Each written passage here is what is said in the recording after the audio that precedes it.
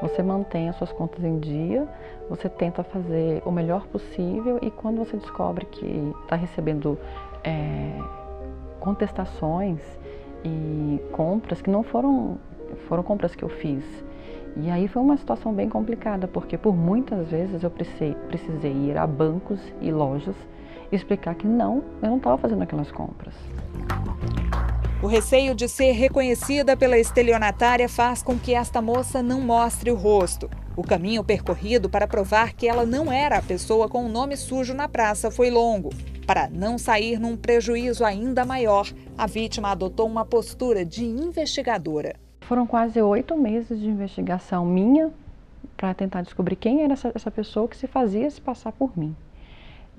Essa pessoa, ela saiu daqui de Brasília, foi para o Paraná para tentar aplicar esses golpes. Ela abriu 3 contas em bancos diferentes, fez inúmeras compras em lojas de departamento.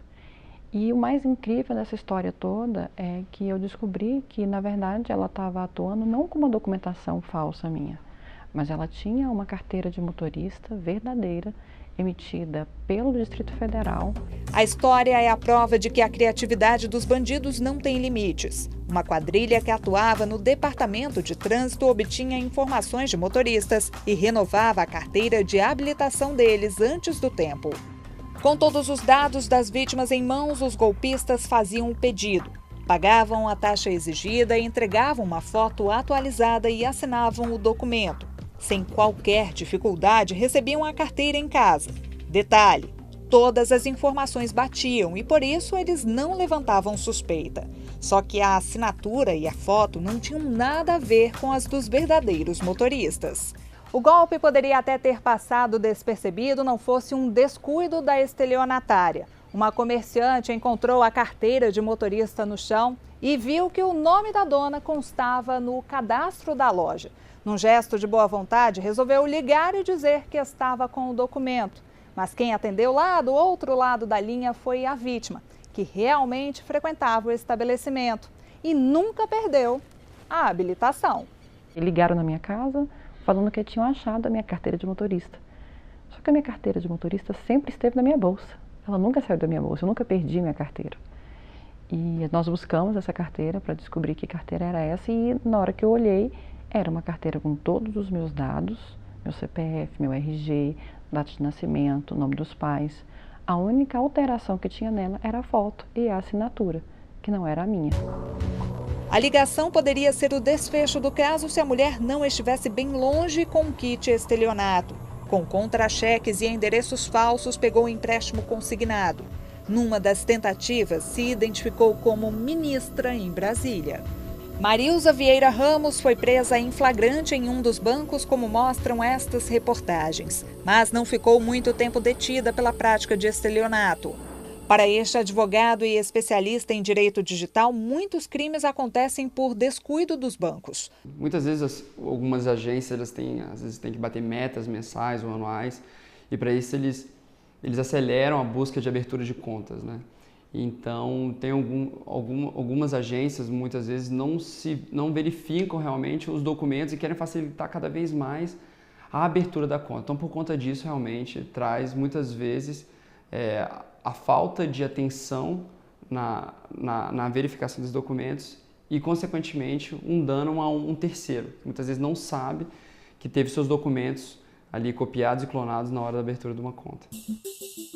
O Banco Central, no entanto, monitora constantemente a ação das instituições financeiras para verificar se elas cumprem normas do Conselho Monetário Nacional.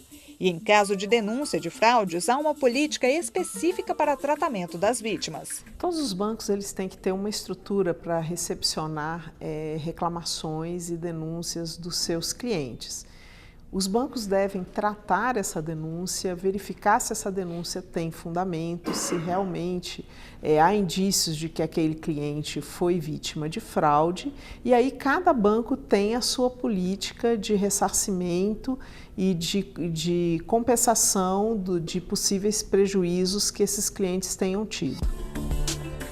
Na situação que mostramos, a descoberta das contas veio por meio do sistema Registrato do próprio Banco Central, um serviço em que o cliente sabe informações detalhadas de movimentações bancárias. Elas incluem dados sobre dívidas, operações de crédito e de câmbio.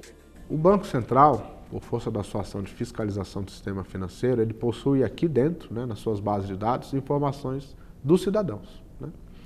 E nós sempre podemos entregar ao cidadão as suas próprias informações. São informações protegidas pelo sigilo, então há uma necessidade de a gente atestar que o cidadão é o cidadão, que você é você, e nós podemos prestar as informações. É um relatório que vai mostrar a sua situação, E esse relatório ele mostra inclusive um histórico do CCS, Você pode pedir dos últimos anos. Então, pode ter contas que foram abertas de forma fraudulenta e encerradas de forma fraudulenta. A conta se prestou a um tipo de golpe, a um tipo de mal feito e depois ela foi encerrada. Nem todas as precauções sempre tomadas pela nossa entrevistada a livraram do aborrecimento. Então, fica um alerta. Vamos ter cuidados com os nossos documentos, Infelizmente, a gente tem ação de pessoas de má índole, dos bandidos, Mas muitas vezes a gente facilita a atuação dessas pessoas. A gente, infelizmente, a gente acompanhando aqui as reclamações que nós recebemos, a questão de engenharia social é cada dia mais complexa, Os golpes são mais elaborados. Então, nós podemos nos prevenir dessas situações que são desagradáveis e que muitas vezes vão exigir tempo, para que sejam corrigidas, reparadas. As vítimas de golpistas estão por todos os cantos. Raquel, que nunca tinha tido problemas com cartões de crédito, viu o limite estourar em compras não reconhecidas por ela. Só aí percebeu que o cartão tinha sido clonado. O cartão de crédito tem um aplicativo e eu estou sempre abrindo para conferir as compras que são feitas. Aí nesse dia eu abri o aplicativo e vi que tinha uma compra com valor muito alto, muito diferente do que eu costumo fazer normalmente. E aí eu já entrei em contato com a operadora do cartão de crédito e avisei que era uma possível fraude. A transação de mais de R$900 não foi a única. No mesmo dia, 4 viagens de carro foram feitas. Detalhe, valores altos correspondentes a corridas longas. Se você perceber que sua conta ou cartão foram clonados, o ideal é você entrar em contato com o banco e certificar se realmente houve uma falha no serviço. Sendo identificado que houve essa falha no serviço, o consumidor ele tem 2 opções. Ele pode recorrer a um especialista para identificar e reparar aquele dano, porque se realmente houve uma falha no serviço, ela deve ser reparada através de uma indenização, através de um novo serviço que o banco vai prestar para reparar esse dano.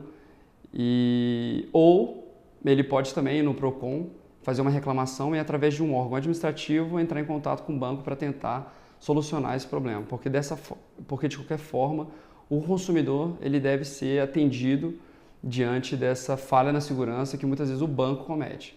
Segundo a Federação Brasileira dos Bancos, as instituições financeiras têm investido cerca de R$2 bilhões ao ano para garantir a segurança das movimentações bancárias dos clientes. Mas para isso, os consumidores também precisam ficar atentos. Não emprestar os cartões, não repassar senhas e tomar muito cuidado durante as transações são essenciais para que fraudes não aconteçam. A pessoa tem que estar de olho na sua fatura, porque eu vi enquanto a minha fatura ainda estava em aberto. Deu tempo de eu falar com o banco, essa compra não é minha, e eles foram super atenciosos, me deram esse crédito de confiança, Tá até escrito na fatura, crédito de confiança, antes da minha fatura fechar.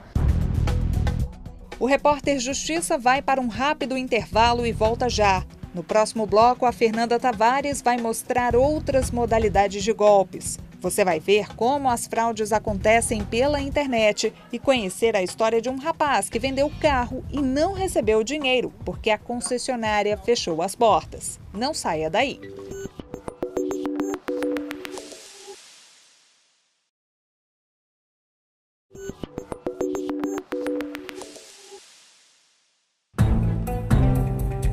lado de fora, nada de letreiros ou fachada. Desde janeiro, esta área onde funcionou uma concessionária de veículos está abandonada.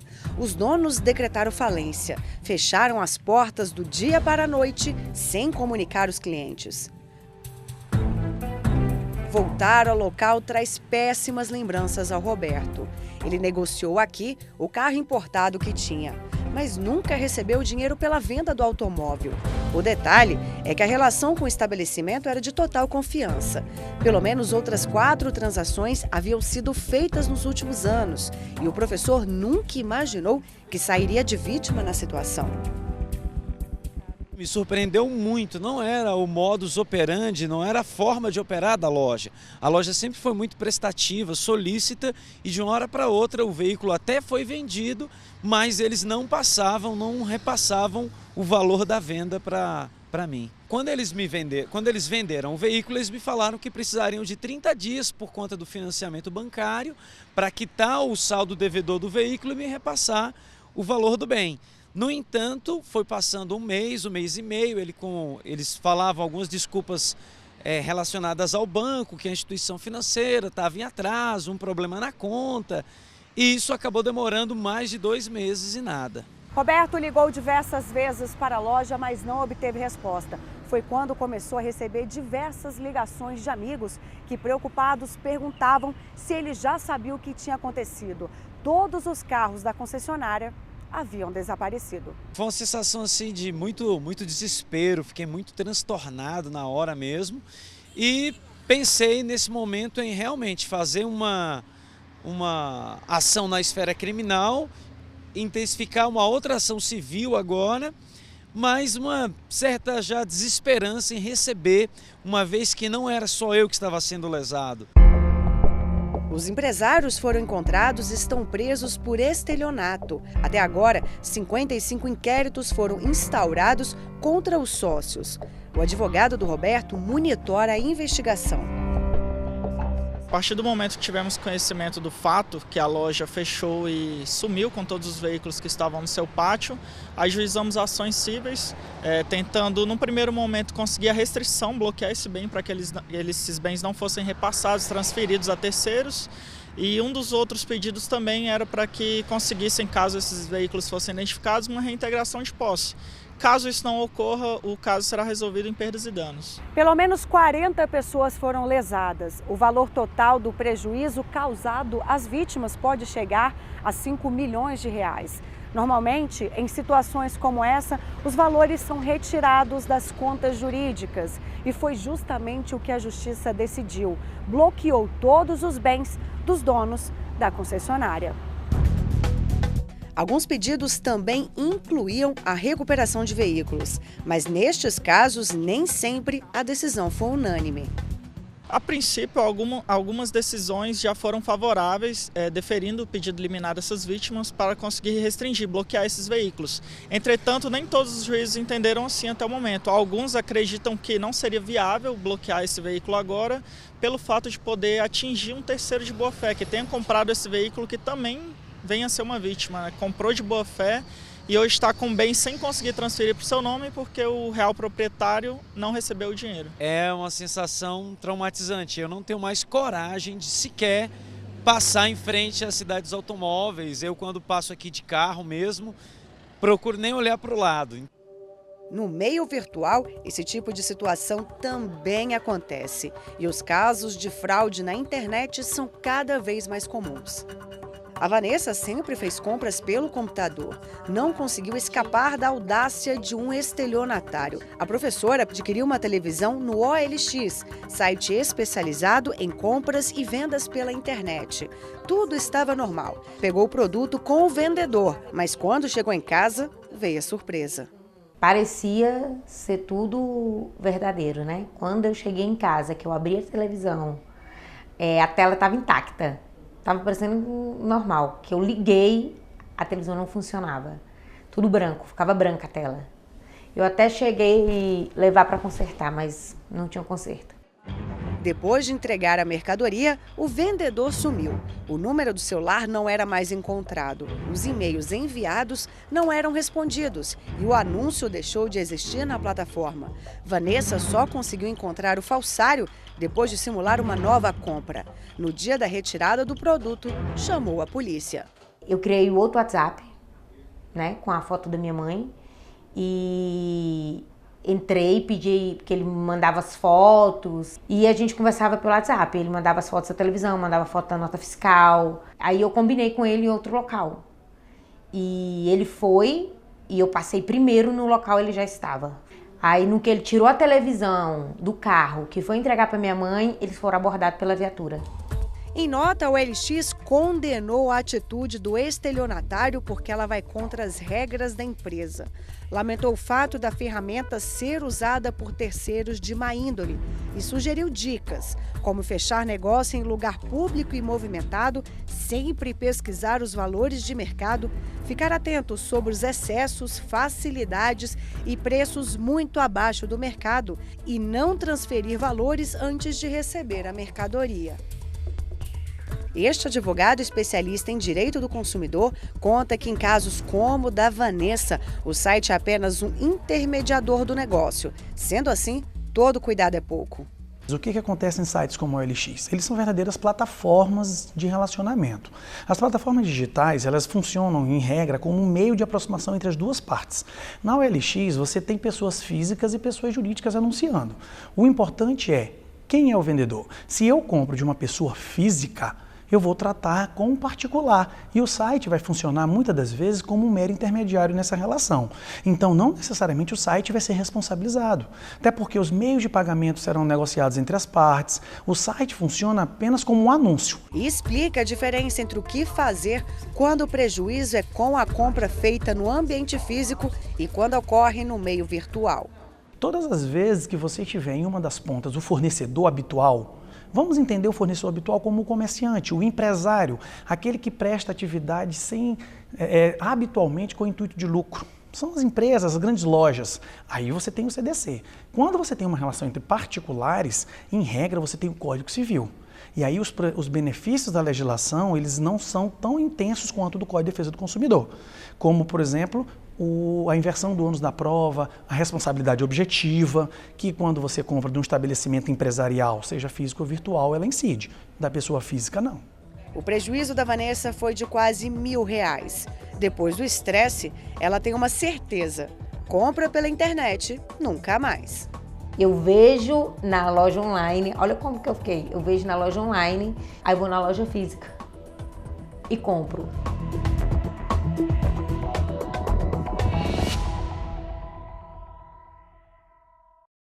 E no próximo bloco, o golpe do crédito consignado para aposentados. Saiba como evitar armadilhas em contratos de empréstimo e como a polícia investiga este tipo de crime. Não saia daí que o Repórter Justiça volta já.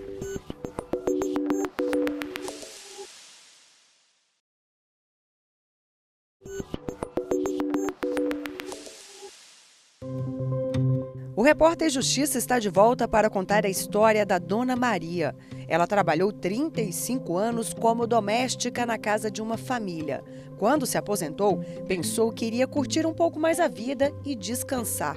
Mas foi justamente neste período que apareceu um problemão daqueles. Assim que a Dona Maria aposentou, ela começou a receber inúmeras mensagens no celular dela oferecendo crédito consignado para aposentado. E na época, a Dona Maria precisava de dinheiro. E de certa forma, todas essas mensagens chamaram a atenção dela. Foi aí que ela decidiu procurar uma dessas empresas de consignado para ver se conseguiria pegar aí algum dinheiro emprestado. Dona Maria, me conta uma coisa.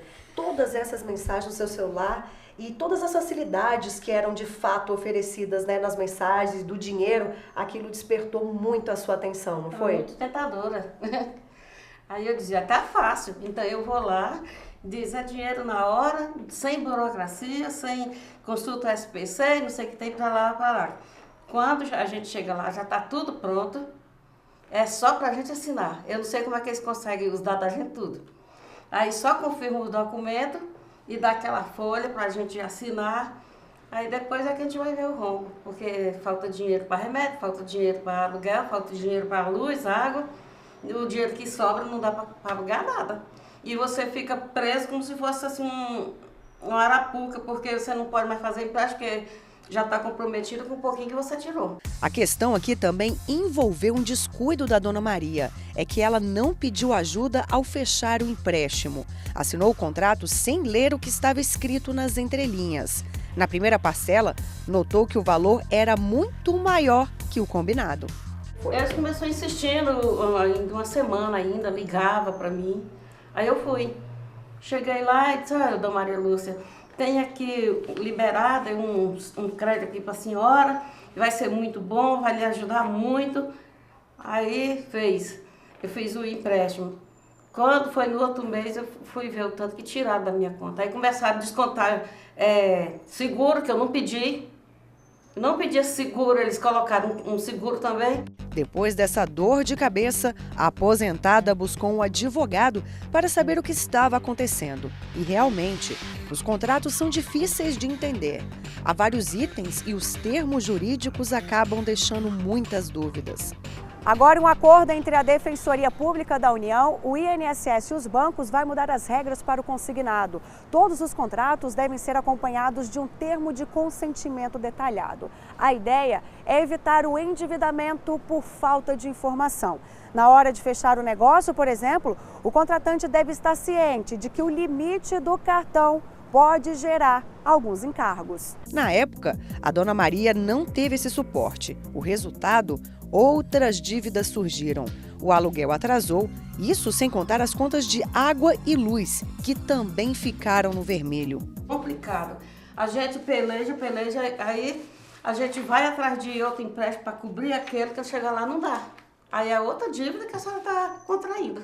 Não entra nessa, faça do próprio banco mesmo, vai lá, conversa com o gerente. Se for muito idoso, vai lá, leva um acompanhante que entenda das coisas para explicar tudo direitinho para aquela pessoa. Porque se for sozinho, nessas filiadas dos bancos, vai perder tempo e vai perder dinheiro.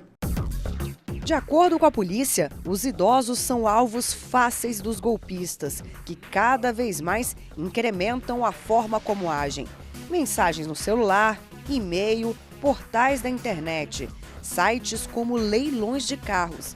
As facilidades, como os preços mais baixos, são grandes atrativos e fazem com que a pessoa tenha a sensação de estar fechando um ótimo negócio. O golpista é muito criativo, então, assim, a gente realmente, semanalmente, a gente identifica uma nova nuance, uma nova modalidade de crime cibernético. O crime cibernético ele é mais fácil de ser cometido porque a pessoa fica em casa, não é? Então ela não tem que sair para a rua, de uma conexão com a internet, ela sabendo, tendo conhecimentos, ela vai conseguir cometer crimes e vai oferir vantagens sem sair de casa, não é? É mais cômodo para o criminoso do que ele sair para a rua para fazer um roubo, para tentar furtar uma carteira ou fazer um estelionato presencial, não é? É muito mais seguro, ele se esconde através da rede mundial para cometer esses crimes. E aí a criatividade não tem limite, não é? A gente tem sites falsos de leilão, vários tipos de sites e golpes que a gente vai dia a dia aqui identificando. Ele alerta sobre o mundo virtual dos golpes. Assim, não existem dicas assim, para a pessoa evitar que caia num golpe, porque são tantos tipos de golpe, mas a gente tem que ser uma malícia. Então, se certificar realmente de que aquela pessoa que está do outro lado da internet, não é realmente uma empresa idônea, não efetuar depósitos em contas de pessoas físicas quando você está negociando com uma pessoa jurídica, e a gente tem que sempre desconfiar de tudo. Não é? Só fechar o negócio quando tiver certeza absoluta de que você não está sendo vítima de um crime. A polícia está à disposição, se a pessoa vier aqui a gente pode checar o site para ela, não é? Mas a gente tem que ser muito cauteloso com a internet hoje em dia. Desconfiar sempre para não correr o risco de cair em armadilha. Este é um dos lemas de vida do seu Gerson. O militar da reserva está aposentado há 20 anos. E desde aquela época, recebia ligações oferecendo crédito consignado. O telefone fixo não parava de tocar. Agora, as ofertas são pelo celular. Engraçado é que esse te liga é a hora que você está na metade da sua refeição. É na hora do almoço, é à noite, é quando você está com visita. Então, é esse horário que eles ligam, certo?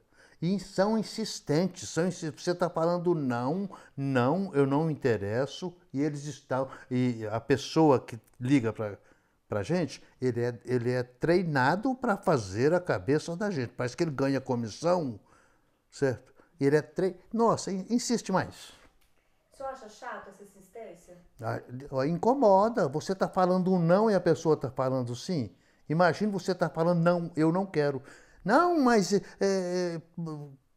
você vai ter isso, você vai ter aquilo. Minha filha, eu não quero, eu não estou precisando. O conselho que eu dou para qualquer pessoa que converse esse assunto comigo, não cai nessa armadilha, faça o possível para sair dessa situação financeira que você está apertado, faça o possível. Vende até um bem que você tem, algo para você sair dessa armadilha, mas não pega dinheiro de banco.